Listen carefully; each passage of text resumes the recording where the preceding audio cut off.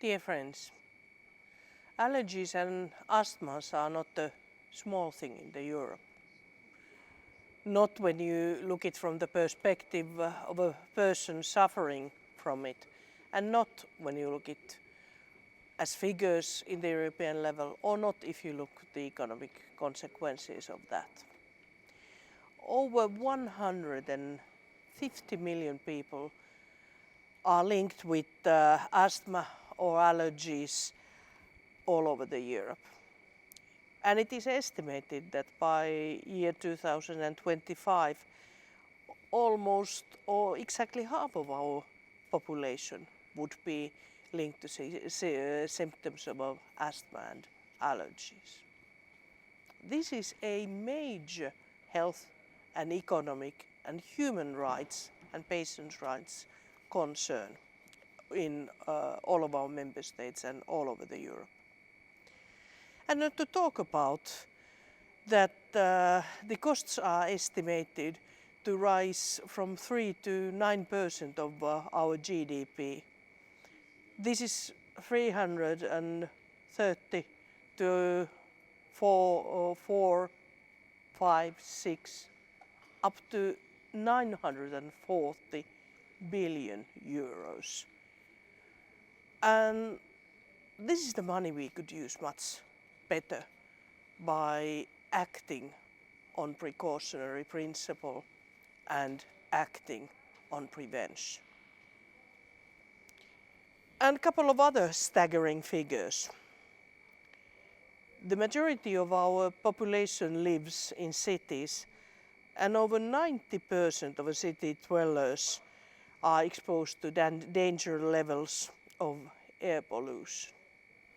We are lagging far behind of WHO's recommendations of good quality of air.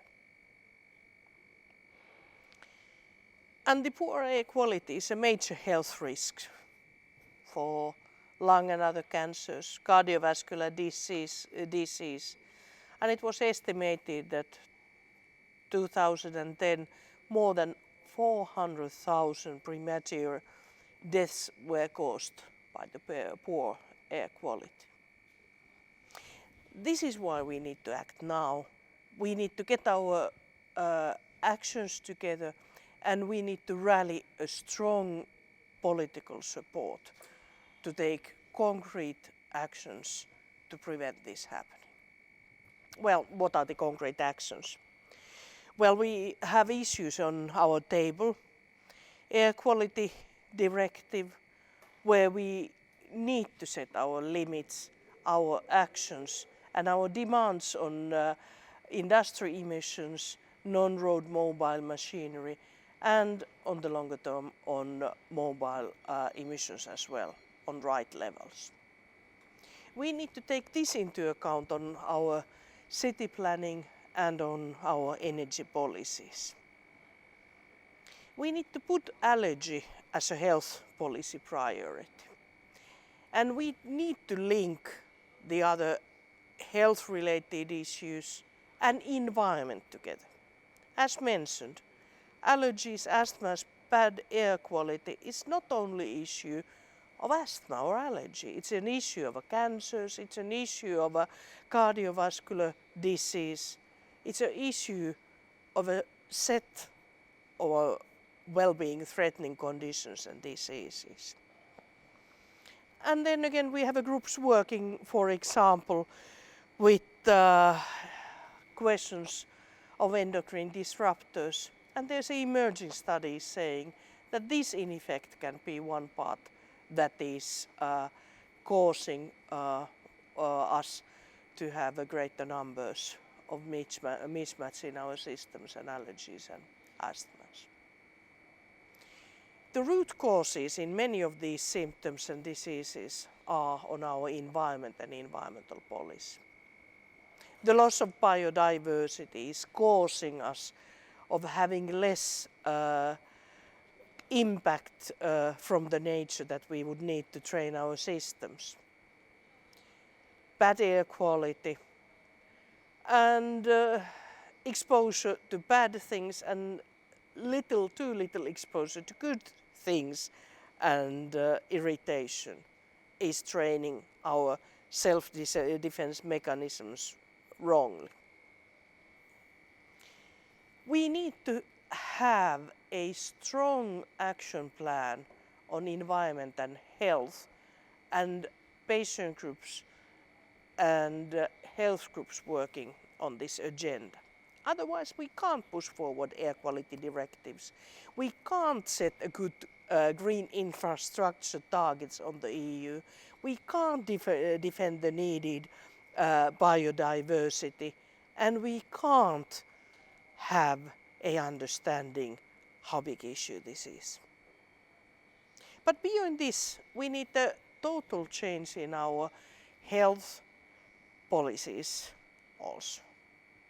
We have to turn upside down this upside down structure so that it is client and patient oriented.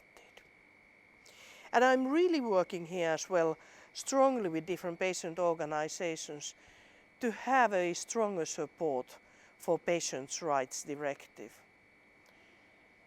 And it's not only an issue of a declaration. The patient has the right to health, to healthy environment, to all information, early diagnosis, second opinion, early best treatment, rehabilitation, and all that kind of a medication and helping facilities that are needed. This we need to push forward together. And the good environment and preventive actions to be taken there, be it environment, emissions, or inside air quality in our buildings, is a right for human beings and otherwise patients to come.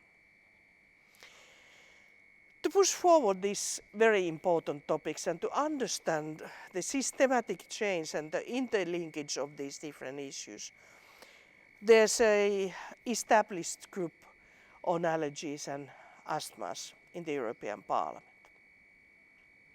Its main task is to work to defend these principles and actions, to share the information, to gather the political support and support of other groups, patients groups and civil society groups for this agenda, to create campaigns and awareness of the importance of allergies and asthmas, and not only preventing but the good care of patients being at the moment. We have planned in the group to have campaign awareness days here in the Parliament, to deal in different meetings with the different subjects related, like this air quality directive, next health programme, patient rights, and how to integrate better the environment and health aspect, and to take into account and include issues like biodiversity, green infrastructure, and physical planning, be it outside or inside the buildings. We need to create a good cooperation with other NGOs and patients groups. And indeed, dear friends, we need to campaign and create pressure to make all this happen. I'm at your disposal on any of these attempts, and I hope I can do my share. But most of all, you are on the crux, you are in the heart to make this happen. So thank you for it. Very interesting days for you, and a good fierce spirit in the future in our campaigning and fighting.